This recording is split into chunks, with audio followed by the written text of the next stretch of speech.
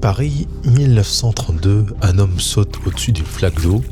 En une fraction de seconde, un photographe appuie sur le déclencheur. Cette image unique, derrière la gare de Saint-Lazare, figurera parmi les 100 photos les plus influentes de tous les temps, selon le Time Magazine. Son auteur, Henri Cartier-Bresson, celui qu'on surnommera l'œil du siècle.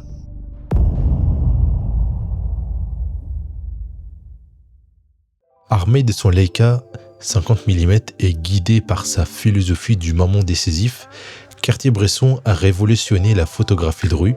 Il ne construisait pas ses images, il les chassait, avec la patience d'un pêcheur, attendant que la réalité s'organise harmonieusement devant son objectif. Formation en peinture cubiste, influence surréaliste, méditation zen, chaque élément de son parcours a façonné une approche contemplative où géométrie parfaite et humanité brute se rencontrent dans l'instant. Henri Cartier-Bresson, né en 1908 à Chanteloup-en-Brie, décédé en 2004 à Montjustin, demeure l'œil du XXe siècle. Ce photographe français a révolutionné la photographie de rue en développant une philosophie unique qui continue d'influencer des générations de photographes à travers le monde. Avant de devenir photographe, Cartier-Bresson étudie la peinture chez André Lotte, un cubiste qui lui enseigne les fondamentaux de la composition géométrique. Cette formation picturale marque profondément son regard photographique, expliquant la précision architecturale de ses cadrages. En 1930, à 23 ans, il prend ses premiers clichés en Côte d'Ivoire avec un appareil Cross d'occasion. 2 ans plus tard, en 1930, il achète son premier Leica à Marseille, l'appareil qui deviendra indissociable de sa pratique. Pour Cartier-Bresson, la rue n'était pas simplement un décor, c'était le théâtre vivant de l'histoire. Dès ses débuts, il refuse le confort du studio pour arpenter les boulevards comme un somnambule vigilant, et grands ouverts, capturant ce que personne d'autre ne voyait. Influencé par les surréalistes qui erraient dans Paris en quête de beauté convulsive, il transforme sa déambulation en quête photographique. La rue devient ce révélateur au sens chimique du terme. Elle fait apparaître ce qui était invisible, contrairement aux photographes de son époque qui immortalisaient le Paris glorieux et stéréotypé. Cartier-Bresson choisit délibérément les quartiers populaires, les enfants jouant, les ouvriers, les marchands ambulants. Pour lui, s'il n'y a pas d'émotion, s'il n'y a pas un choc, on ne doit pas prendre de photos. C'est la photo qui nous prend.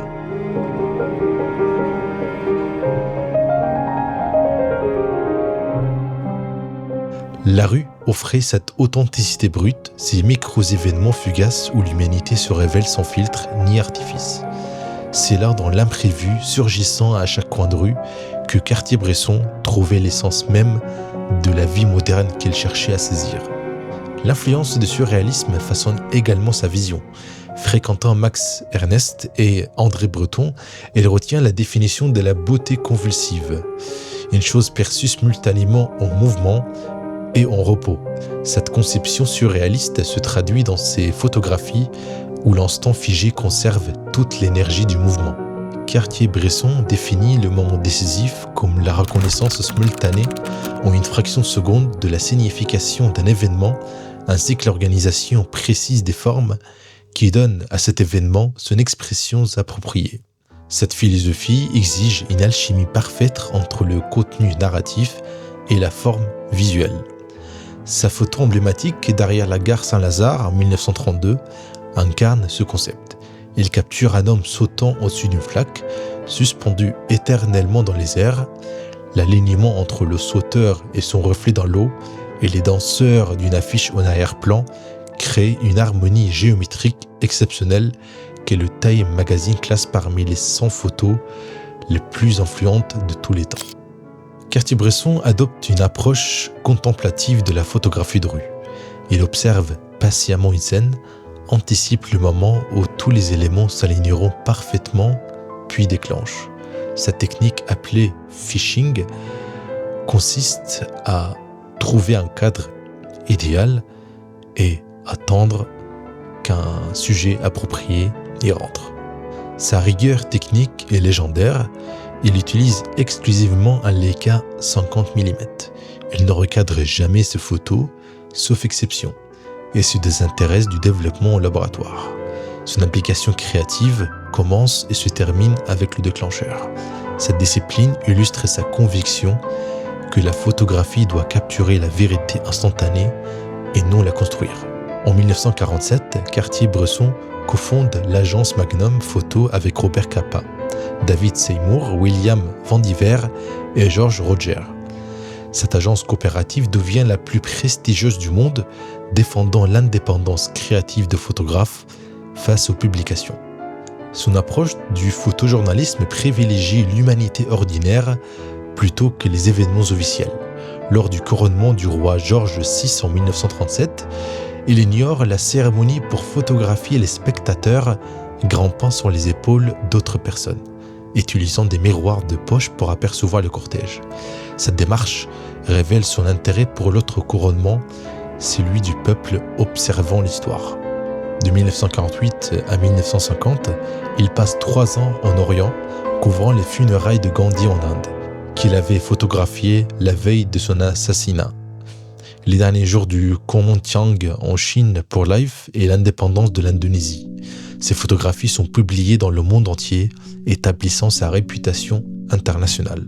Son intérêt pour le bouddhisme zen imprègne profondément sa philosophie photographique. Cette spiritualité orientale renforce son approche contemplative et sa capacité à être pleinement présent dans l'instant. Il confie sous l'influence surréaliste « Les photos me prennent et non l'inverse », exprimant une forme de réceptivité passive face au réel. Ces photographies démontrent une maîtrise exceptionnelle de la composition géométrique, fruit de sa formation picturale chez Lotte. Dans Hier, le cycliste, en 1932, les courbes spirales de la rampe créent un mouvement dynamique qui guide l'œil vers le cycliste flou. Il utilise magistralement les lignes directrices, symétrie et proportions dorées dans ses compositions. Chaque élément du cadre contribue à l'équilibre visuel global, rien n'est laissé au hasard. Cartier-Bresson traverse le XXe siècle en témoin privilégié, capturant la fascination de l'Afrique des années 1920, les destins tragiques des républicains espagnols, la libération de Paris, Gandhi quelques heures avant son assassinat et la victoire des communistes chinois. Cette œuvre documentaire lui vaut le surnom d'œil du siècle. En 1932, il publie avec Triade son premier livre, Images à la sauvette. Avec une couverture d'André Matisse, cet ouvrage définit les fondements de la photographie de rue moderne et reste une référence absolue. Cette vision contemplative où le photographe observe et anticipe plutôt que de construire reste son héritage le plus profond pour le photographe contemporain.